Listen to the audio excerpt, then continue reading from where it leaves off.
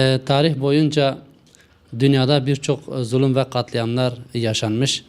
Birçok mazlumun kanı dökülmüş dünya zalim ve müstekbirleri tarafında. Belki de en acısı bildiğiniz gibi 16 Mart Halepçe katliamıdır.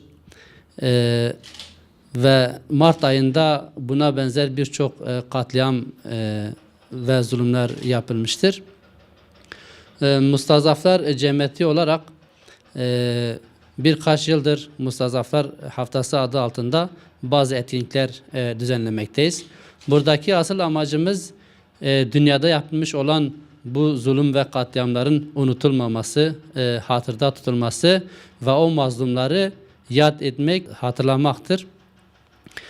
Yine bu vesileyle 16-23 Mart arası Mustazaflar Haftası olarak Türkiye geneli bazı etkinlikler düzenlemekteyiz.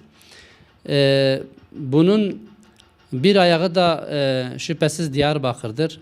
Diyarbakır'da her yıl 16-23 Mart arası hem resim sergisi, mazlum coğrafyalardan almış olduğumuz fotoğraf kareleriyle düzenlemiş olduğumuz resim sergisidir. Yine bazı salonlarda etkinlikler düzenlenmektir.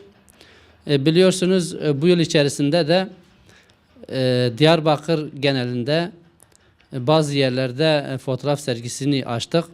Dün itibariyle Orman Parkı dediğimiz yerde resim sergimizi açtık. Bugün Diyarbakır Şeyh Said Meydanı'nda bu resim sergimiz devam etmektedir.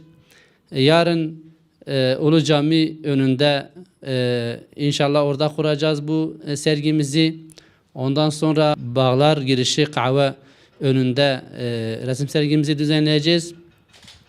Ve en son Demirok Düğün Salonu'nun önünde etkinliğimizden önce bu sergimizi bırakacağız. Buradaki amacımız dediğim gibi dünya mazlumlarını bir kez daha bu fotoğraf sergisiyle hatırlamaktır, zihinlerde canlı tutmaktır.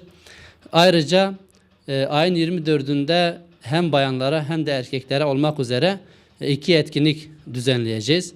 Bu etkinliğimiz ayın 24'ünde yani 24 Mart saat 12'de Demirok Düğün Salonu'nda bayanlara yönelik.